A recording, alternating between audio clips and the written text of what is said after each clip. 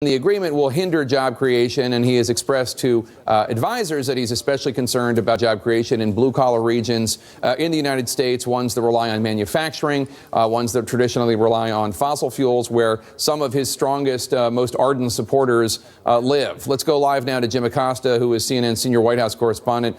Jim, what are you learning about the decision? Jake, from what we understand, the White House has informed members of Congress, their staffs, that the president does plan on pulling out of the Paris Climate Agreement. We'll be hearing that here shortly here in the Rose Garden. We're also hearing in the last few minutes, Jake, that the White House also held a conference call with conservative groups to lay out some of the talking points that the White House will be using over the coming days. I've got some of these talking points in front of me. Not surprisingly, as you mentioned, the president is expected to say, and they'll be saying over the coming days, that the Paris Agreement was just bad for business, and that's what this talking point says here. It says the Paris Accord is a bad deal for Americans, and the president's action today is keeping his campaign promise to put American workers first. The accord was negotiated poorly by the Obama administration and signed out of desperation. These talking points say it front loads costs on the American people to the detriment of our economy and job growth, while extracting meaningless commitments from the world's top global emitters like China. Interesting, Jake, on a couple of fronts, in that they're trying to frame this as an economic decision that the president is making after all those years of tweets and statements from the president that climate change is a hoax and so on. Jake, nowhere is it mentioned in these talking points that climate change is not happening. So the White House, by omission, appears to be acknowledging that climate change is happening, that human activity is contributing to climate change, although it doesn't state that very much here. It talks about how carbon emissions have been reduced already by the U.S., and it casts doubt on what the commitments might be like from China and other big polluters in terms of bringing climate change under control. And of course, we know the scientific community and even companies like ExxonMobil and BP are all convinced that climate change is happening. So anybody who would say otherwise, might be might be full of kofifi or something, Jake. But in the meantime, we are hearing from the White House that, yes, the president does intend to fulfill a campaign promise. And I talked to a source close to the White House that this is exactly a part of the president's calculus, that there have been a few occasions, obviously, over the last several months of this administration where the president hasn't kept his campaign promises, hasn't pulled out of NAFTA, didn't label China a currency manipulator. He didn't move the embassy in Israel to Jerusalem, and so on and so on. And so this is an opportunity, they feel, where the president can do that and not damage his standing politically among conservatives. But of course, you're going to hear a lot of people around the world, Jake, in the coming days saying this is very damaging to the planet. The president of the United States is the leader of the free world. The United States is the leader of the free world, and the leader of the free world is pulling out of a historic climate agreement. Jake.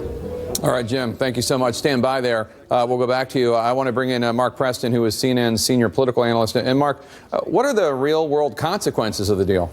Well, there's a couple lines that we should look at right now. We should first look scientifically. Now, both you and Jim noted that China is the worst emitter of carbon dioxide worldwide. Number two, the United States. And with the U.S. pulling out of the Paris Climate Agreement, scientists are in agreement, or a majority of them anyway, that we are going to see temperatures rise. Let's first look scientifically what that means. Well, rising seas. We could see the seas continue to rise, and we could see flooding in major cities such as New York City to Shanghai.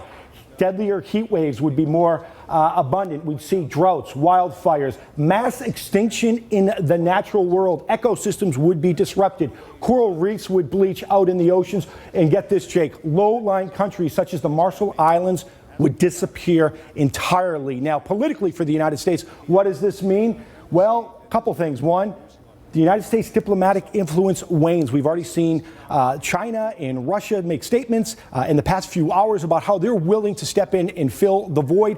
This could be problematic, Jake, when it comes to other countries looking at us as good partners on the worldwide stage, fighting the war on terrorism, other things. China, of course, is taking the lead. The worst emitter of carbon dioxide right now. They look like they are the ones who are trying to cut back on it. And of course, right now, this is where the big rub is here in the Republican Party. It is going to infuriate American big business. Tesla, ExxonMobil, Apple, many American companies right now are for the Paris Climate Accord. And of course, Donald Trump pulling out of it is only going to infuriate them. Jake? All right, Mark Preston, thanks so much. With me now, Republican Senator Rand Paul of Kentucky. He supports withdrawing from the Paris climate deal. Senator, thanks so much for joining us. We anticipate that President Trump is going to announce not only that he's withdrawing, but that he does want to have a better climate deal. What might a better climate deal look like? Well, first, you wouldn't lose 6 million American jobs. You know, I think one of the reasons President Trump was elected is that he promised that he would defend the American worker and defend American jobs. There are estimates that this agreement, which is unfair and punishes America in a much greater fashion than other countries, that we would lose 6.5 million jobs. Meanwhile, countries like India and countries like Iran, we would have to pay them to reduce their carbon emissions. I can't imagine a worse agreement than this thing for the American worker. But I think this is something that President Trump promised the voters. He was going to keep American jobs here, and he wasn't going to sign crazy agreements that don't have our best interest at heart. Where would these, I don't know what study you're referring to, Senator, where would these 6 million American jobs come from? It seems like a rather dire prediction. Well, they're in the energy industry. A lot of ours have been lost in Kentucky. We've lost, nearly 90,000 jobs in the coal industry because of excessive regulation. So if America, under this accord, has to reduce her carbon input by 20%, but China doesn't have to reduce their carbon footprint at all, how could that possibly be fair? Who in their right mind would sign something that says China doesn't have to do anything and we have to reduce? When you reduce your carbon footprint, it means you're going to have to reduce your energy output, or you have to convert to other sources, but there may not be enough energy from the other sources, and so then we're talking about going without energy. How much are should related the US, to American jobs. How much should the U.S. reduce its carbon footprint? Under the accord, it's about a 20% reduction. Right, no, but how much do you think it should be? China doesn't have to reduce it at all. How much do you think it should be? Well, I don't know if anybody can tell you right offhand the number. I can say we should try to constrain pollution. We should try to control pollution. And I think we have been doing that for 50 or 60 years. And I think we should continue. But, your previous guest sounded like, my goodness, the sky is falling. Mass extinction? Really? So I don't think we should be alarmist about this. I mean, the planet's 4.5 billion years old. We have gone through great extremes of climate change, natural, and now we may have a man-made influence as well. But these people, the question I always ask these alarmists is, how much is nature and how much is man? They act as if it's a given that man is the only source of climate change. Well, my goodness, the great climate changes in our history all happened before the Industrial Revolution. So is there climate change? Can man have an impact? Yes, but let's don't be so alarmist as to say such outrageous things that if we don't sign the Paris Accords, there's going to be mass extinction. That is a ridiculous statement. Well, I don't know if it's a direct cause and effect relationship, but obviously scientists, you can go on to the nasa.gov website right now and see what the effects are of man-made climate change. I mean, some of them. But if you look at the accord, even the intergovernmental committee that promotes all of this, even they say it might be 0.2 degrees over 100 years. And you also need to make sure your viewers know that most of their modeling has been wrong. They readjust their modeling every year because they haven't been very good at predicting things. Predicting the future is notoriously difficult, and this is modeling is not an exact science. It is a science that has variability and probability. Absolutely. But they have been predicting for years that temperatures would go up, that glaciers would shrink, that sea ice would disappear, that oceans would rise, that the sea level would rise, that there would be longer and more intense heat waves. And all of that has happened, Senator. All of it has happened. Yeah, but Jake, before man was even on the planet, before we even were burning fires, the oceans were 300 feet shallower. When people walked across from Asia, probably 20, 30,000 years ago, maybe up to 100,000 years ago, the seas were 300 feet shallower. That's why they could walk across the Bering Straits. Are you really saying that man is not contributing to climate change? I mean, is it? What I'm saying, and this is the big argument that none of you guys get and nobody ever looks at, is how much is nature and how much is man?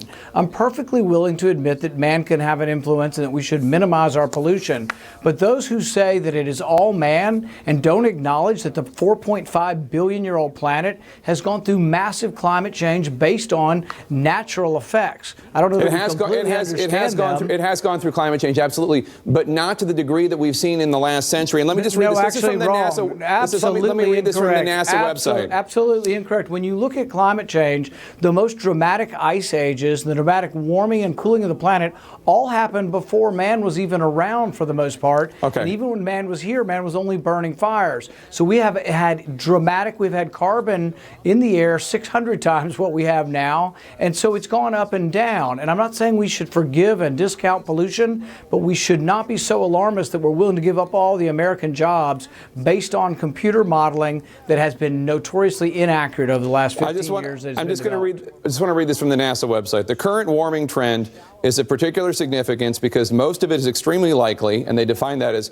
greater than 95% probability, to be the result of human activity since the mid-20th century and proceeding at a rate that is unprecedented over decades to millennia. So you're saying that why did we change the name? Those are the NASA scientists. I know, but why did we change the name from global warming to climate change? Because there's some uncertainty now whether it's getting warmer or colder. And I can tell you, if you look at the details of the modeling and the projections in the last 15 years, they've been altered almost every year because their modeling doesn't add up. All of these people saying we're going to have a 100-foot rise in our seas in the next 100 years, that kind of alarmism is not scientific. And actually, if you read many of the people who do want to control pollution, they will tell you that that's nonsense.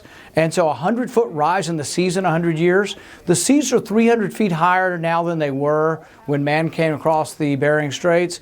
But that took thousands and thousands of years. But Senator, I'm just trying to get a straight answer on this question here about whether or not this NASA scientist I just quoted, whether they're wrong. People who are saying that we're going to have mass extinction are wrong. People who say we're going to have a 100-foot rise in the oceans in the next 100 years are wrong. And the climatologists who have predicted things over the last 15 years have been, on large part, their modeling has been inaccurate and has had to be reformulated because the numbers you put in don't add up to what they're saying is occurring. I'm not talking about the most dire extreme predictions, but even if there is a rise in the sea level of 5 feet or 10 feet, that can have a huge disruptive effect on. Right. And I think it's completely unknown whether it'll be 5 inches or 5 feet. And I think until you have evidence that shows that we really are in such alarmist straits. So wait for it to happen?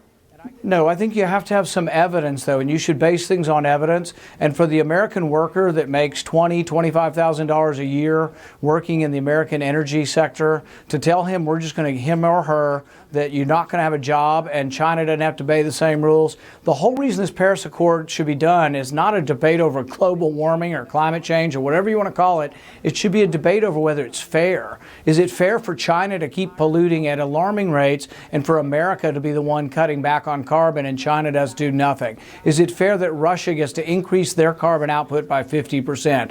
That is not fair to America. It's not fair to the American workers.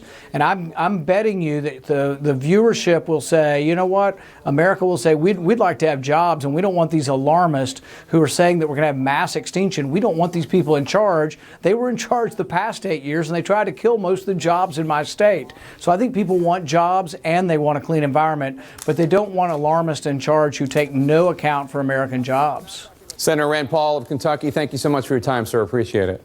Thank you. Let's turn to our panel. And Dana, you have some fresh reporting about what President Trump is thinking as he makes this decision. Obviously, we know that there are people on his team, including his daughter Ivanka, including Secretary of State Rex Tillerson, who used to work for ExxonMobil, which does not want the U.S. to pull out of this climate change agreement, lobbying for him to stay in it, others lobbying the other way. What is going through the president's mind? Can I just say before I answer that, I thought that interview was so fascinating and right on, and the fact that you challenged him on some of the climate points. But I think that he articulated some of the arguments that the president and his aides are going to make and want to try to make better than I've heard them make. So that was a fascinating interview. As far as the president goes, I am told that, obviously we know that this has been debated internally for some time, but he has not been movable. Mm-hmm. And it is because he believes, I'm told by a source who has talked to him, he is 10,000% sure he has to do this. Why? Because he is convinced that that the deal is bad for America and the U.S. is a laughingstock for participating in agreements like this, which he believes has no efficacy. And he's hoping that by by triggering the withdrawal, which takes about 4 or 5 years, that he can then negotiate a better deal. I mean, how Trumpian is that? That he believes that he can negotiate a better deal. But why is the U.S. a laughingstock? Because the U.S. is the mindset of the Obama administration was that the U.S. over history, cumulatively, is responsible for a majority, not a majority, but a disproportionate percentage of the greenhouse gases in the atmosphere that have contributed to climate change. Therefore, the U.S. should have it, and also being the wealthiest country in the world, should have a disproportionate role. That's why, in the president's view, no, but that appears to be a separate issue. I think from his perspective, the notion of the U.S. being a laughingstock is something that he's actually said. It's been one of the main things he's been consistent on. About every deal. About every deal. Right. He's written books back when he was contributing to Democrats and talking about how wonderful the Clintons were.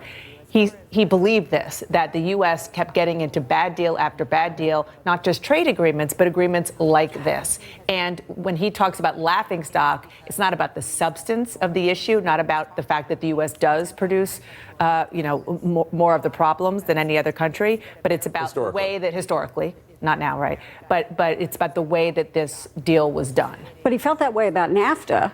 And he's renegotiating NAFTA. He didn't withdraw from NAFTA. He did withdraw from the TPP, but Congress had done that already. But I think with this, correct me if I'm wrong. Yeah. He has to the way that the treaty works. He has to pull out before they can start because it wasn't.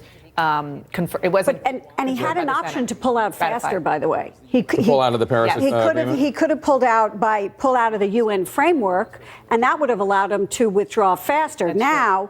He can only withdraw in 2020. So this may have been a more moderate option. I mean, I use that term advisedly, but he could have withdrawn sooner. Jake, I was sitting here with the few hairs I have left on my head. Where? There were two, and I pulled them out. They came out. I pulled them out listening to Senator Rand Paul.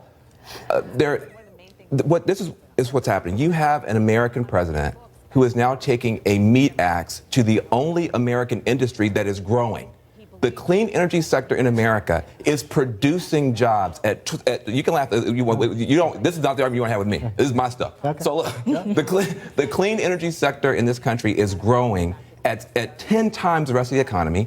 You already have more solar workers than you have coal miners. You have more wind energy workers than you have coal miners. You have more Americans working in smart batteries than you have coal miners. This is an American success story that the president is turning his back on. Worse than that, if you say this is a bad deal, what the brilliance of Donald Trump as a business person is hard for me to fathom. But every other business leader in the country says it's a great deal. And I'll tell you why. It's a great deal because you just took 120 countries and you made them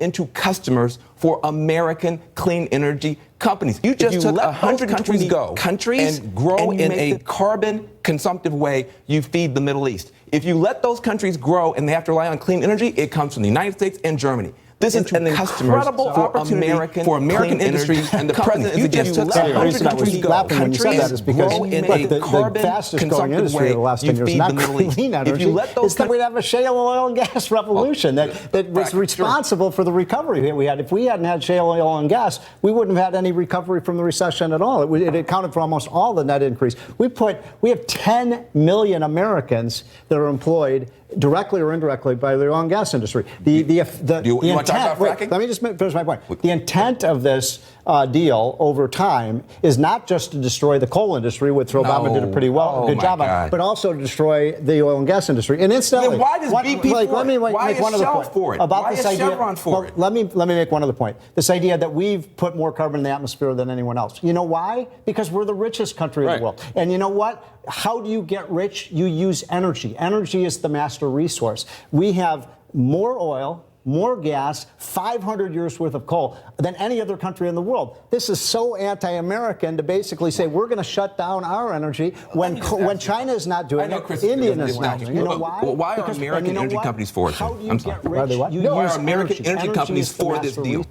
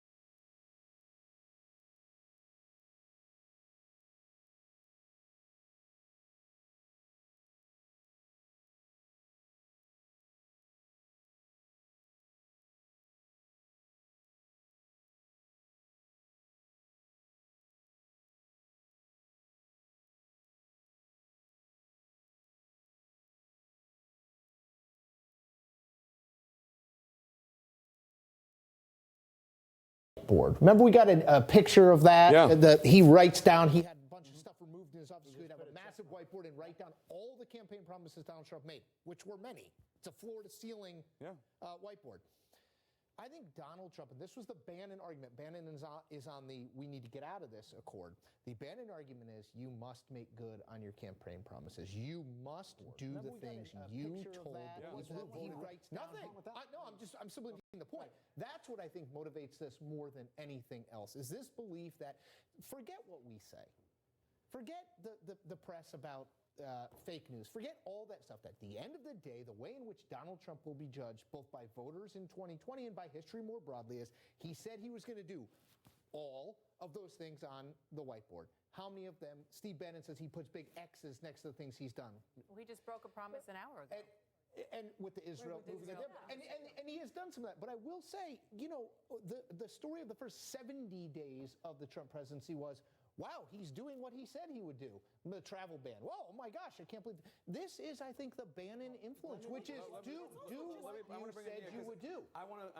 Do you think it's accurate to say that history will look at this decision by President Trump and judge it in terms of that it was a campaign promise that he fulfilled? Or do you think that there will be, just to be counterintuitive to what you said, Chris, a more broader look at the effects on the environment and the effect on international relations? Yeah, I mean,